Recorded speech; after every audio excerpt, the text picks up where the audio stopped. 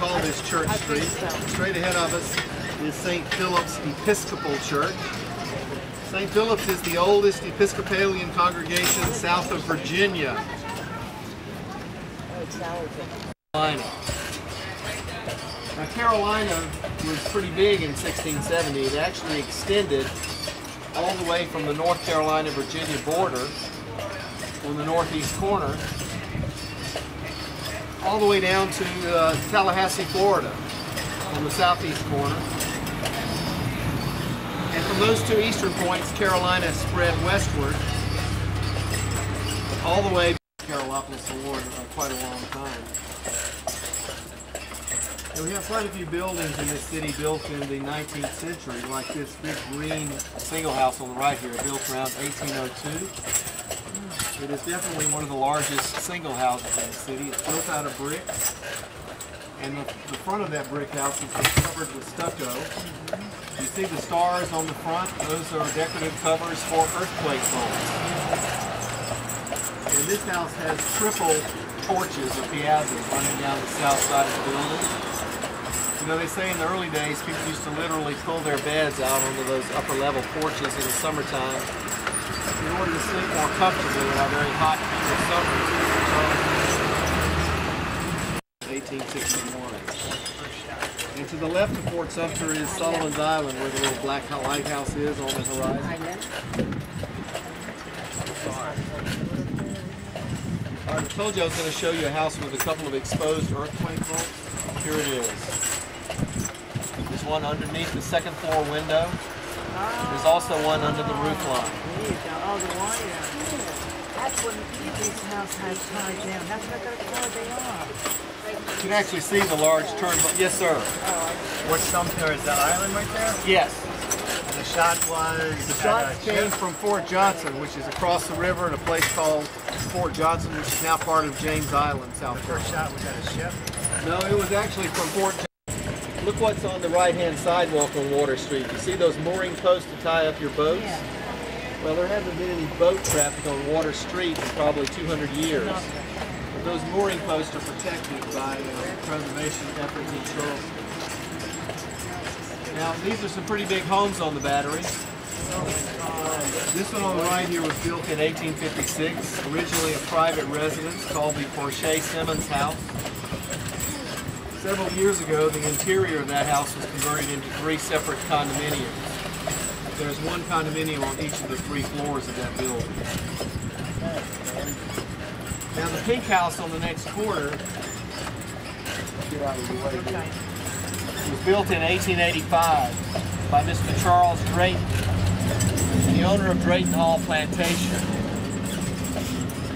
Incredibly, this was Mr. Drayton's second home, his summer townhouse. Charles Drayton actually made a fortune after the Civil War in South Carolina in phosphate mining.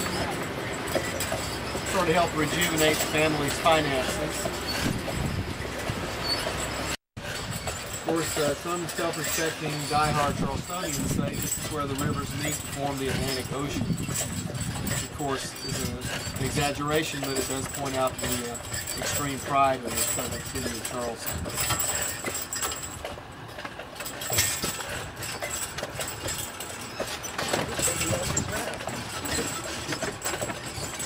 Well, he is familiar with it, but I am driving it.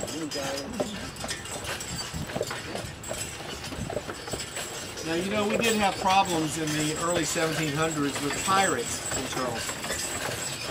And the pirate who gave us the most trouble around here was Steve Bonnet. He was called a gentleman pirate.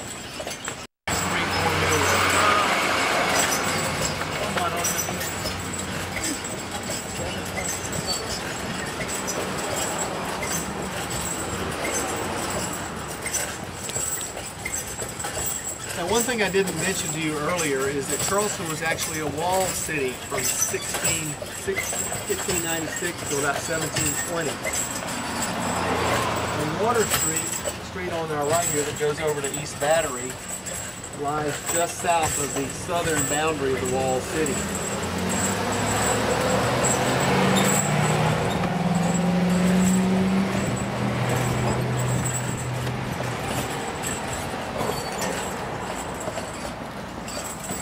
want you to look at this interesting barbed wire look.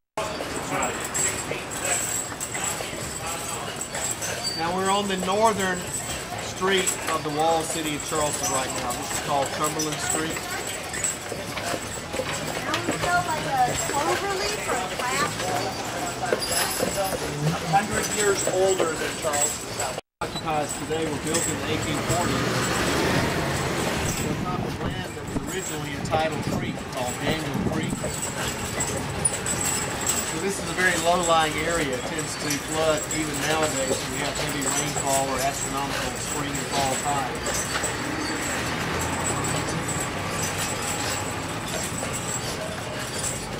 One of the things that they're selling here are these baskets. These are called sweetgrass baskets. Very authentic low-country craft. It actually dates back to the cultivation of rice. I don't know if any of you have had a chance to price any of these baskets.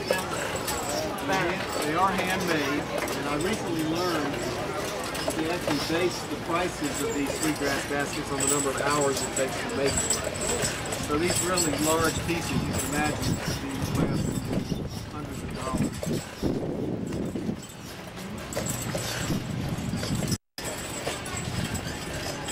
The tour we had took us down the east side of the peninsula. There's another one that goes sort of down the middle of the peninsula. And yet a third that goes down the west side. You know, I'm a young kid and I'm trying to make a basket. After 15 minutes, I gave up. When I met my wife and she taught me this craft, I learned the other materials that my mother never told me about and went into the making of these sweetgrass. Now, in New York, these are relatively short. They're probably about this big. But down here, these are pine needles. These are long leaf pine. Now in the baskets, the pine is used to help start the center of the circular ones. Anytime you see a dark center, it's the pine needle. It's added in for color in the baskets. Where am I? Here. It's added in for color. It's added in for decoration with the pine knots. Okay. And God gave me a gift where I use the pine for patterns on my baskets. Okay. It's the New York twist. All right, I like that. You know, and we also use, if you know the Bible story of Moses, this material is bulrush, right? This is what was growing out of the Nile River in Moses' day. Here in South Carolina, this is a saltwater marsh, which grows out of the marshes. This is used in the baskets, as you can see with this one. It's used for color also, and it's mixed in between the rows of the grasses. Okay? You can always tell the difference between the bulrush and the pine needles, because the pine is going to be thin and this is she tried the hard one in the world. Yeah, to the 1 drop and make with a 4 gallon of. It's gonna, you're gonna, it's gonna be swollen when you're gonna kind of feel it. It's gonna be a rising heat. And How you it's think? very hot. Real hard? I mean, it's not that like it's not gonna kill you. But no flavor. Yeah. That's why I don't really like that one. I mean, this right here. This That store. one hot but have flavor. Yes, exactly. One of This the is store they sell all to the He used to do like hot. hard stuff. Ghost in the Dark is actually one of my favorites. It's actually right here. This one right here. On a scale of 1 to 10, it is a 10. It's gonna be hot, but it's that hot that you're gonna have like flavor with it still. You're gonna have like nice smoke flavor, and you have like a sweet flavor and your heat at the end. I tried okay already. The hard one. This one has flavors. The hot but no Are you flavor. hot? Are you She's really like, You hard now? oh. Turn around. Honey, don't fall down. Oh man. But that right there is actually Now she try a hard one in the world. Now she hard now. I hope she not fall down. Do the khmer go home, come to the South Carolina, try, come to the they call the sauce, hot sauce. This is the, she tried the hard one. Now she look like a real hard. Oh, burn now. Oh, good. Honey, you okay? Where you guys from? Alright, well, I was actually born in Packer, Wisconsin. Okay. Yeah, exactly. grew up in Knoxville, Tennessee. 2 months ago. So, yeah. These are all hot sauce. I opened a store up here, so we moved down here, and now we own this one. So. What can we get the other sauce?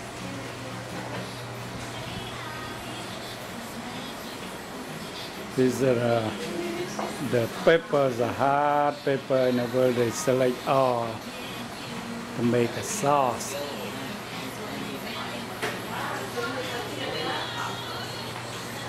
You can see the picture right there. Mean you try it, you will be hard.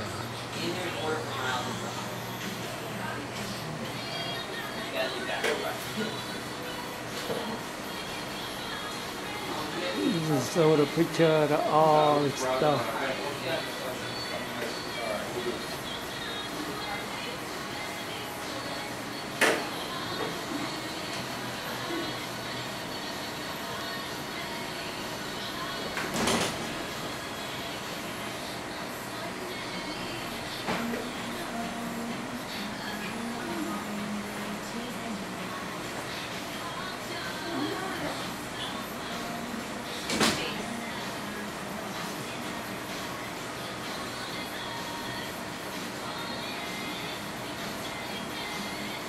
In the world, the chili in the world.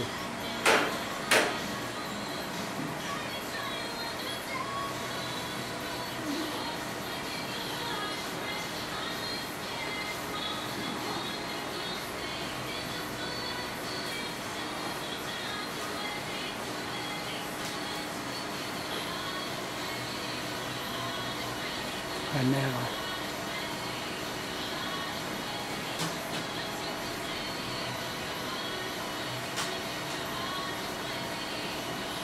You can see it. That's my salt. That's actually a high salt.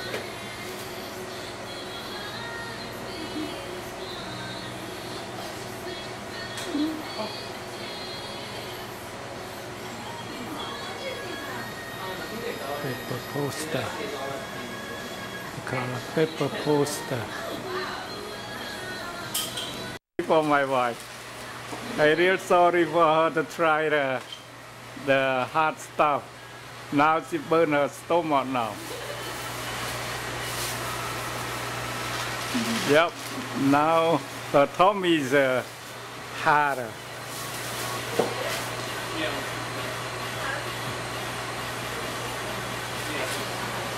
Khmer go home. សាកមកទេហើយជាគេក្នុងពិភពលោកឥឡូវឈឺពោះហើយក្តៅឈឺពោះមកកូនត្រប់មកតំណក់ចាស្មានតែវាមិនហើដល់ថ្នាក់នឹងឥឡូវហើបាត់ហើមិនទៅតិចតិចមកអូទៅលើពោះវិញអានឹងចាំបើអានឹងមកគេឲ្យដាក់2 3តំណក់ទៅបកាច់ហ្នឹងមើលដល់ That's just a dip, Mom. អូខេ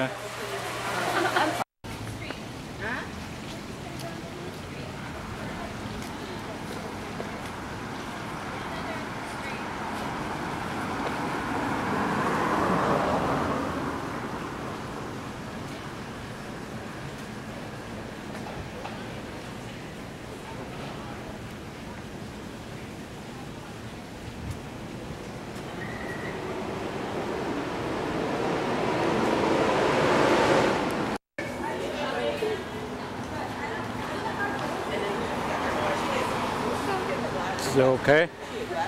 Yeah, she's right here.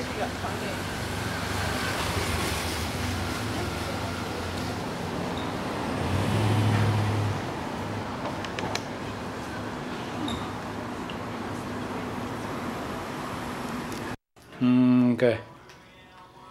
Yeah. That one's a fatty. Today we cook bacon. ស្លបកកងឡោមមកជូរយួន Làm cho vui